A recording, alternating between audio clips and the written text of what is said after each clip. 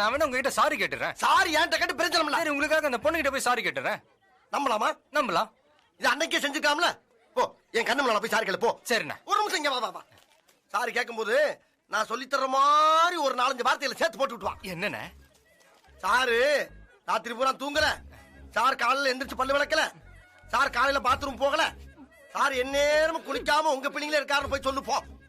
என்னண்ணே, சின்னதா ஒரு தப்பு பண்ணிட்டேன்றதுக்காக இப்படி வார்த்தைக்கு வார்த்தை என்ன சாரு சாருன்னு சொல்லி கொல்றீங்களே. என்ன ரொம்ப டச் பண்ணிட்டீங்கண்ணே. சார் யார நான் சொன்னேன்? சார் இவரை சொன்னாருங்க. புரியுதா? போ. ஏங்க வாங்க.